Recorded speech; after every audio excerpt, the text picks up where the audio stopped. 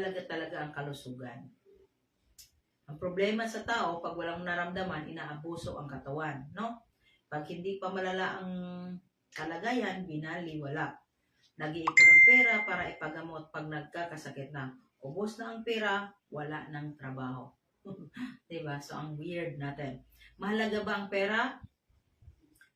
Maraming taong nagsasabi hindi naman madadala sa hukay ang yaman. Huwag mong dalhin. Sino nagsabing dalhin mo?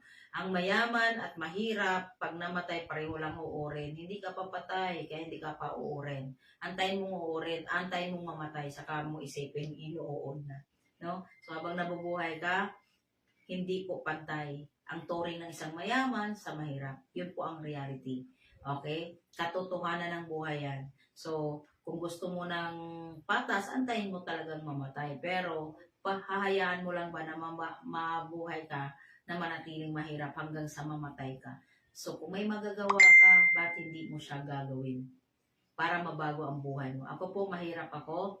Okay? Natikman ko yung magandang buhay. Marami akong reason. Marami din naman akong natulungan para mabago ang pananaw sa buhay.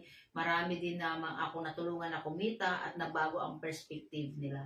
So, kumbaga sa may nagagawa na rin naman ako. Pero ngayon, hanggang ngayon, patuloy po akong gumagawa ng pagsisiwalat, no, pag-educate sa tao kung paano mo pangalagaan, gaano ka-importante ang kalusugan at gaano ka-importante na may pera ka habang nabubuhay ka, no?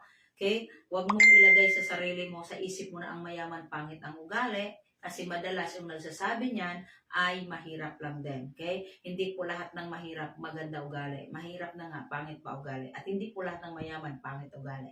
Alright? So, sasabihin mo sa akin, bakit yung si Sir Ang or yung mga bilyonaryo nakashort lang? Hindi ka pa bilyonaryo. Bilyonaryo ka na ba? Pag bilyonaryo ka na, pwede ka nang mag-break. Pwedeng wala ka nang damit. Okay?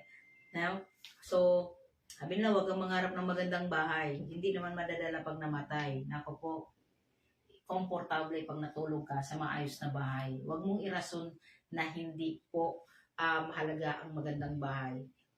Buhay ka pa. Huwag mo lang takpan talaga yung pagiging negatibo at katamaran mo kasi mamamatay ka talagang mahirap. No?